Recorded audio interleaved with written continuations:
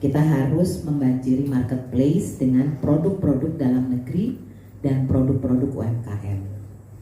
Dan yang terakhir yang disampaikan juga mengenai pembangunan basis data tunggal KUMKM, koperasi dan UMKM. Itu adalah Indonesia perlu memiliki basis data tunggal KUMKM yang bisa menavigasi pengembangan KUMKM agar program pemerintah dapat lebih fokus, terarah, dan berkelanjutan. Selain itu, pendataan tunggal yang komprehensif dan akurat perlu terus ditingkatkan. Jadi 3 arahan besar ini yang beberapa kali disampaikan oleh Bapak Presiden, salah satunya pada saat kita melakukan Rakornas Transformasi Digital dan Pendataan Lengkap KUMKM pada tanggal 28 Maret tahun 2022. Itu semua kita tindak lanjuti tentunya teman-teman sekalian dengan beberapa kebijakan, program, dan tentunya yang mengarah kepada para pelaku usaha atau wirausaha. Jadi kalau kita boleh sampaikan ada 5 fase dari inovasi untuk pengembangan kewirausahaan nasional. Ini mulai tahun 2020 sampai 2024. Di mana fase awal ini kita mendobrak tantangan, kita meretas jalan. Ini adalah di mana kita lihat bahwa rasio kewirausahaan di awal kepemimpinan Bapak Menteri Koperasi dan UKM itu sebesar 3,20%. Dengan pertumbuhan sebesar 1,7%. Kemudian kita tahu semua bahwa kita dilanda pandemi, jadi fase ini kita tersambar COVID, kita berkelit di situasi yang sulit. Ini tahun 2020. Memang munculnya COVID pada Maret 2020 ini sangat memukul para wirausaha, dan ini juga menyebabkan jumlah kewirausahaan drop di tahun ini dan turun menjadi 2,93 dan pertumbuhannya sebesar minus 7,16.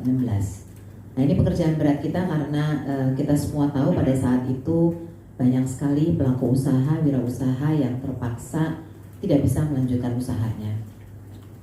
Nah, di sini setelah itu kita melihat bahwa tahun berikutnya itu adalah kita harus beradaptasi. Kita harapkan pada saat itu COVID segera selesai. Dan di sini fase ini kita melihat dari krisis menjadi inovasi.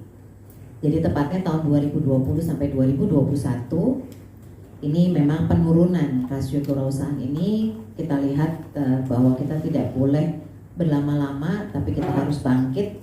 Dan di sini kita juga memunculkan beberapa inisiatif dari kementerian dengan tujuannya sebetulnya menata kembali struktur dari kementerian ini sendiri, di mana tadi saya sampaikan ada SOTK, dan tentunya mendorong pengembangan kewirausahaan nasional. Jadi fase-fase sulit ini kita gunakan untuk menata dari struktur. Jadi Bapak Menteri melakukan perubahan struktur di organisasi kita dan sudah terbentuk unit kewirausahaan, dan kita mulai untuk segera melihat kembali apa yang bisa kita lakukan untuk menata ulang atau tepatnya meningkatkan rasio kewirausahaan.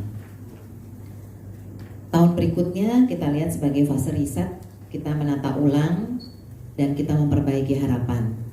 Jadi di sini teman-teman sekalian, di fase ini kita melakukan beberapa penguatan, salah satunya dengan adanya Perpres Peraturan Presiden nomor 2 tahun 2022 tentang pengembangan kewirausahaan nasional.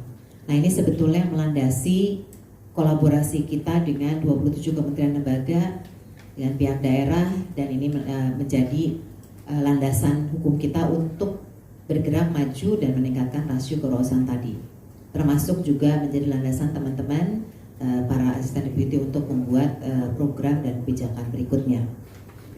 Nah, di sini berbagai konsep ini juga kita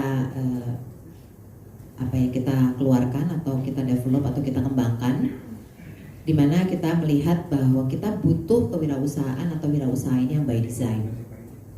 Jadi ini kita tetapkan bahwa kalau itu sudah by design, artinya adalah usaha yang mereka bangun itu bukan karena kebutuhan, bukan karena melihat tetangganya lebih baik, bukan karena necessity entrepreneur, tapi yang kita butuhkan adalah plan atau wirausaha-wirausaha yang membangun usahanya dengan plan yang cukup baik sehingga dia bisa bertahan cukup lama, berkembang, dan pada akhirnya tentunya membesar atau sustain. Nah di sini kita membuat beberapa program itu untuk tujuannya tadi. Yang pertama adalah menumbuhkan wirausaha. Jadi yang kemarin sudah hilang kita tumbuhkan, tapi dengan konsep yang berbeda. Kemudian yang sudah tumbuh kita besarkan melalui beberapa program. Yang pertama adalah Entrepreneur Development. Ini adalah kegiatan konsultasi dan bisnis, pendampingan atau konsultasi dan pendampingan bisnis, di mana sifatnya sangat spesifik tergantung dari kebutuhan para wirausaha. Jadi katakanlah ada wirausaha yang membutuhkan konsultasi pendampingan di bidang marketing, dia akan kita arahkan kepada konsultan yang tepat. Ataupun bidang produksi, kita juga akan arahkan kepada konsultan dan pendamping yang tepat. Setelah ini diharapkan tentunya para wirausaha-wirausaha yang sudah kelihatan bisa mengembangkan usahanya, bisa mengikuti program inkubasi. Itu sebabnya kita punya startup.id. Ini adalah proses inkubasi yang kita kerjasamakan dengan para lembaga inkubator. Nah, di sini lebih intensif karena selama 5-6 bulan mereka itu menjalankan program bersama para mentor di inkubator masing-masing. Nah, mereka belajar bagaimana membuat plan, kemudian kalau sudah usahanya cukup baik, bagaimana how to develop, bagaimana membesarkan usahanya. Kalau memang usahanya sudah siap untuk dipasarkan dan mereka butuh juga penambahan kapital, bagaimana caranya, bagaimana membuat bisnis plan dan sebagainya. Jadi memang kita membuat program ini tadi yang saya sampaikan bahwa yang kita ingin adalah wirausaha by design, tapi bukan wirausaha by accident. Lihat dulu perkembangan dari si wirausaha ini. Nah, jadi dengan EFF atau Entrepreneur Financial Fiesta itu kita sudah cukup banyak membantu teman-teman wirausaha yang memang mereka butuh untuk mendapatkan tambahan modal. Dan yang terakhir kita juga lihat bahwa semua ini harus kita bentuk dalam.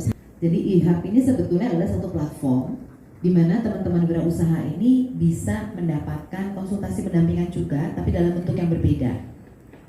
Jadi mereka akan kita pertemukan dengan para pengusaha sukses supaya mereka belajar how to develop the business. Bagaimana sih kalau kita mau bisnis ini sukses? Mereka kita pertemukan dengan perbankan. Mereka juga perlu tahu bagaimana sih kalau saya mau menggunakan instrumen-instrumen perbankan atau non-perbankan. Jadi intinya dalam eHub ini kita buka kesempatan seluas-luasnya untuk para wirausaha bernetworking juga. Nah, itu program-program yang kami miliki pada tahun 2021 sampai saat ini. Dan tentunya yang sangat penting tidak hanya untuk kewirausahaan tapi juga untuk kementerian dan semua deputi, kita juga melakukan. Jadi kita punya sistem informasi data tunggal sesuai dengan arahan Pak Presiden juga bahwa kita perlu memiliki data. Data ini sementara ini atau sebelum ini kita lakukan datanya spread all over the places, jadi ada di mana-mana. Di Kementerian A ada, Kementerian B ada, Kementerian C ada, di kita ada. Cuma tidak ada satu standarisasi, tidak terintegrasi, tidak komprehensif. Itu sebabnya sejak tahun 2022 kita melakukan survei langsung kepada para pelaku usaha, koperasi, UMKM, wirausaha, semua kita data. Sampai hari ini kita masih mendata, jadi sudah 3 tahun berjalan. Dan tujuannya adalah setelah kita mengumpulkan data dari semua pelaku usaha, tentunya ini akan bisa digunakan oleh kementerian, lembaga, ataupun daerah untuk membuat kebijakan, untuk membuat program yang lebih terarah dan tepat sasaran. Jadi kalau sebelumnya minus, kita sudah bisa naik sampai 9%, artinya sudah bisa 16% kurang lebih karena sebelumnya minus. Jadi dengan hal-hal tersebut di tahun ini kita menyebutnya ini adalah fase keberlanjutan. Karena segala sesuatu itu, semua program, semua kebijakan, regulasi yang kita miliki itu harus sifatnya berlanjut. Jadi kita nggak berhenti sampai di sini.